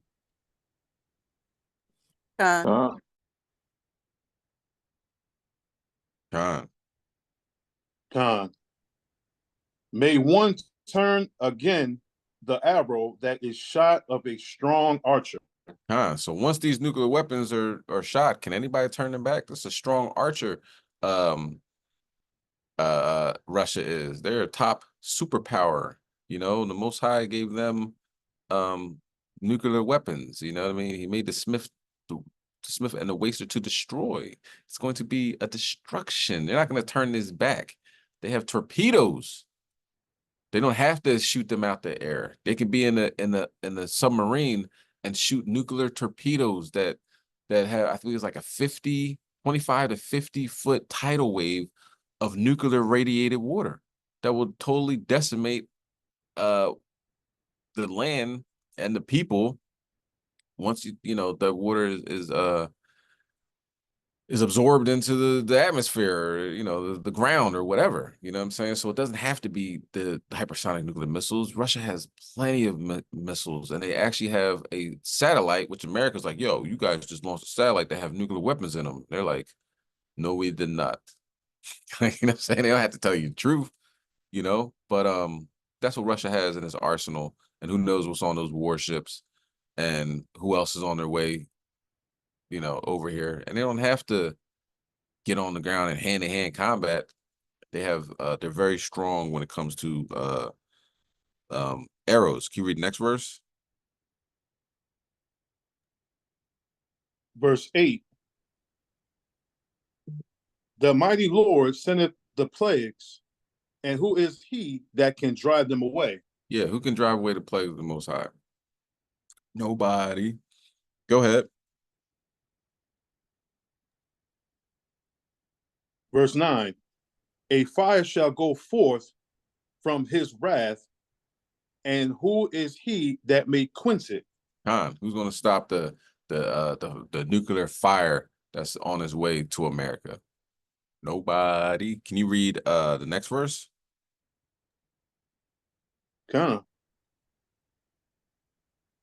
Verse 10.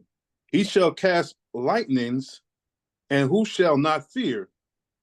He shall thunder, and who shall not be afraid? So, all the people, man, I ain't afraid of nothing until a lightning strike happens right next to you. You know what I mean? A loud noise happens around your side. Of course you're going to be afraid, right? Go ahead. The Lord shall threaten, and who shall not be utterly beating to powder at his presence? So this is the Most High threatening, and that powders, the lightning strikes, you know what I mean? The loud roar be symbolic of a nuclear weapon. Beating in the powder, you see the dust of the people just, you know what I mean, turn the chaff in the wind. Coming soon to a Babylon near you. Can you read verse 13? Verse 13. For strong is his right hand that bendeth the bow. Oh, no. Slocky, read verse 12. Verse 12. The earth quaketh, and the foundations thereof. The sea arises up with waves from the deep, and the waves of it are troubled. And the fishes thereof also before the Lord, and before the glory of his power. So we look at that like an earthquake happened and a tsunami. But right now, Russia has the technology to cause an earthquake and tsunami, right? The earthquake, if the foundation, a nuclear bomb will shake this planet, you know what I mean, and have this planet wheeling back and forth like a drunkard, right? And the sea arises with the waves from the deep. They have torpedoes that have nuclear tipped missiles on them. And the waves can be of it are troubled, and the fishes are also. The fishes are going to die in this nuclear radiated water. You know what I'm saying? So this seems like we're getting closer and closer to the time period that this is going to make completely sense through the technologies that the Most High has brought to the earth. Can you read verse 13? Verse 13. For the strong is his right hand that bendeth the bow. His arrows that he shooteth are sharp, and shall not miss. when they begin to be shot into the ends of the world. So these arrows are not going to miss. Go ahead, can we verse 14? Verse 14, behold, the plagues are sent and shall not return again until they come upon the earth. So right now, you know, these plagues are on the earth, and it's going, the Most High's word is not in vain. Okay, they're going to hit. Go ahead, can we verse 15? Verse 15, the fire is kindled and shall not be put out till it consume the foundation of the earth. Go ahead. Like as an arrow which is shot of a mighty archer returneth not backward, even so the plagues that shall be sent upon the earth shall not return again. They're not going to return. Can you finish out with verse 17? Verse 17, woe is me, who will deliver me in those days? There ain't no going to Mexico, ain't no going to Canada, ain't no going in the basement, no going into a fallout shelter or whatever like that. These things are going to come, you know, like a thief in the night, right? Okay, so let's hear what Putin has to say, and we'll end with that. Salakia. Go ahead. I got a article that was sent to me from the captain to read about the Mother Russia. You want me to read that before the video or? This says White House issues nuclear weapons update. The United States might have to expand its nuclear weapons arsenal in response to Russia, China, and North Korea growing their nuclear programs at a breakneck pace, according to the stark warning from a senior White House office. Special Assistant to the President and Senior Director for Arms Control at the White House made the remark during a speech to the Arms Control Associated on Friday. Vadi's comments come against the backdrop of growing tensions between the U.S. and both Russia and China, sparking fears of an all-out war. In May, Russia conducted tactical nuclear weapon drills in response to proactive statements and threats by individual Western officials. Hosts and guests on Russia's state TV have repeatedly threatened nuclear strikes on Western powers, including the US, France, the UK, and the Netherlands. Vadi commented, absent a change in adversary arsenals, we may reach a point in the coming years where an increase from current deployed numbers is required. We need to be fully prepared to execute if the president makes that decision.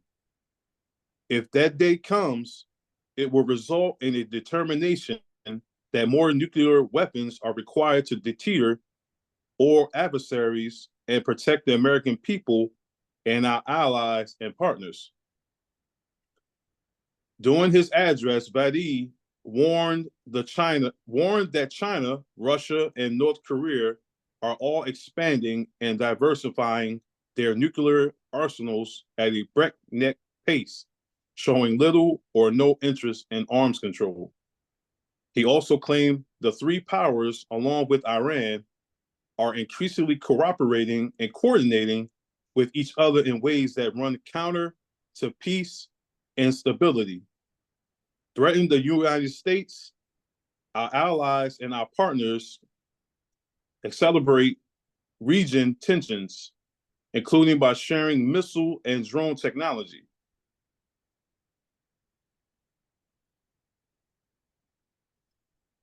And it goes into like statistics.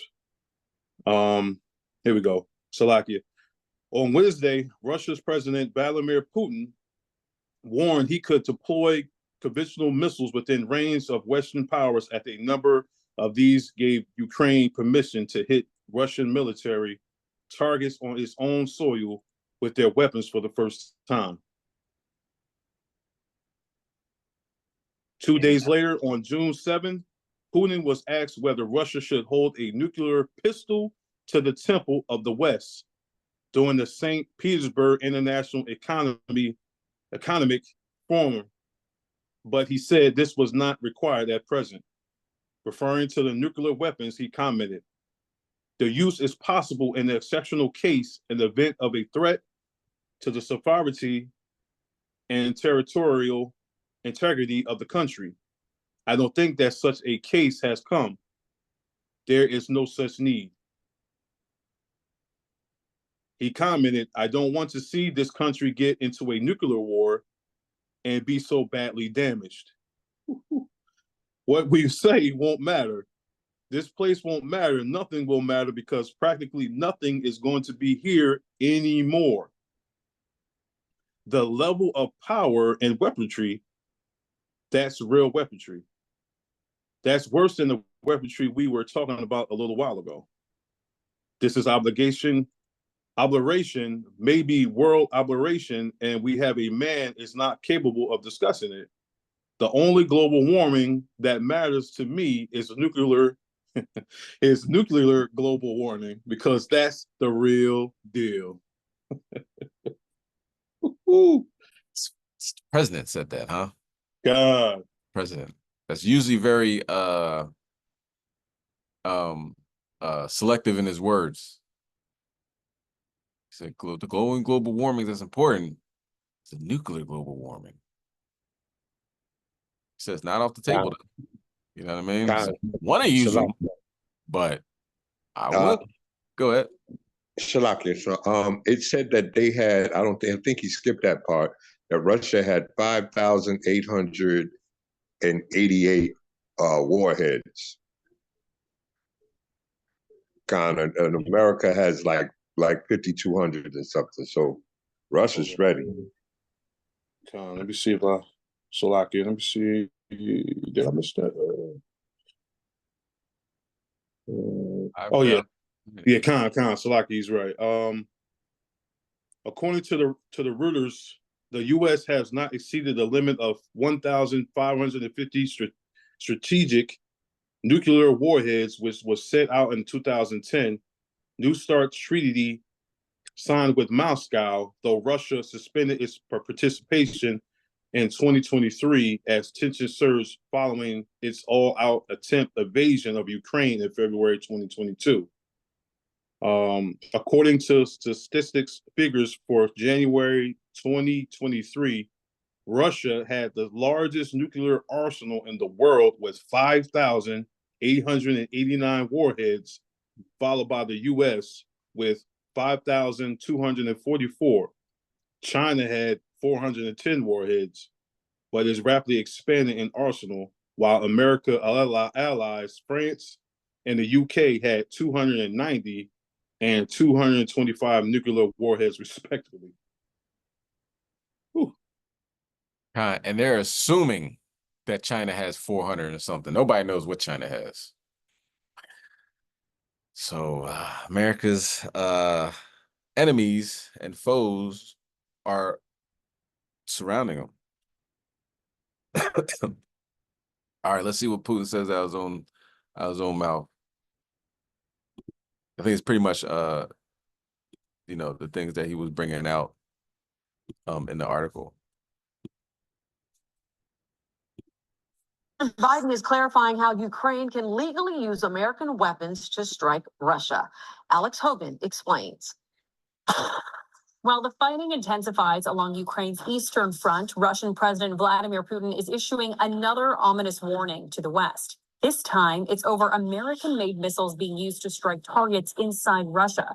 Those strikes are now reportedly underway, prompting Putin to threaten to supply Russian allies with weapons to strike Western targets. He also repeated his warning that he'll turn to Russia's nuclear arsenal if he feels threatened. We have our nuclear doctrine. Look at what is written there. If someone's action threatens our sovereignty, we consider it possible to use all means at our disposal. Putin is claiming the war would end quickly if the West stopped sending military aid to Ukraine, but that's not likely to happen soon. Both NATO and the White House vowing to stay in the fight despite the new warnings from the Kremlin. this is a war of aggression, and Ukraine has, according to international law, the right to defend themselves. And we have the right to provide support to Ukraine. President Biden trying to cool tensions, saying Thursday the strikes are for the limited purpose of defending Kharkiv, Ukraine's second biggest city, and they won't be used offensively. They're authorized to be used in proximity to the border. We're not authorized to strikes 100 miles into Russia. We're not authorized strikes on Moscow, on the Kremlin. A Kremlin spokesperson refused to say which countries could potentially receive Russian weapons to hit the West, but warned NATO it would face consequences for hitting Russian soil. In London, Alex Hogan, Fox 32, Chicago. Sylvia, back to you. All right, so let's get First Peter 4 and 7. Okay. And you see Biden, they have a video of him. It looks like he defecated on himself at the, you know what I mean, D-Day, laying of the reef or whatever like that, sit next to the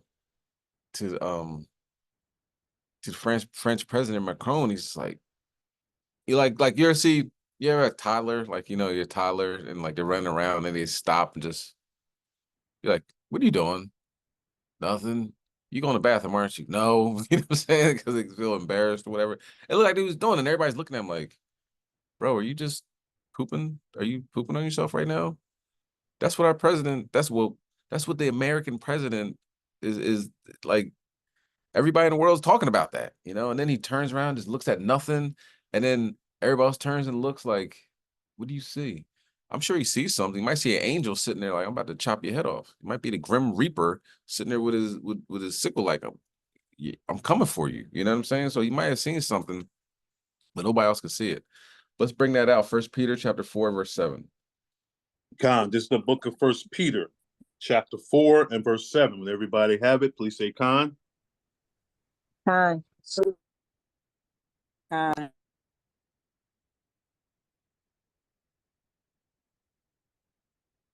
Con.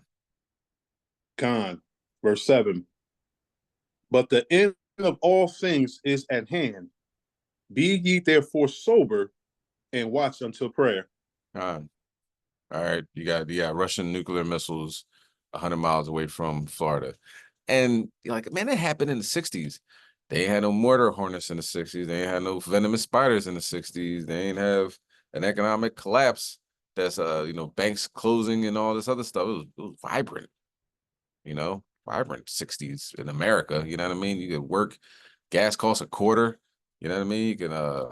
One person could work and feed their whole family and send a child off to college and go on vacations and everything. That's a myth right at this point. Burning up the chickens and the eggs and you know what I mean? Fires all over the place, taking down bridges in Baltimore, and everybody has a daggone nuclear weapon now. North Korea has a nuclear weapon. Israel's about to go on to Hezbollah, and America's like, I wouldn't do that if I were you. And they're like, we're gonna do it anyway because they're proud. It's a lot. It's a lot. So watch unto prayer and all things is here. And America is a sinking ship. This is the Titanic. Get off the boat. You know what I'm saying? Don't sink with the ship. Get into the scriptures and be holy and separate, for your Father is holy and separate. All praise to Yahweh Hashem Mashiach Yahushai. Kom Yashala. I hope this was edifying and that you got something out of it. All praise to the Most High. Shalom.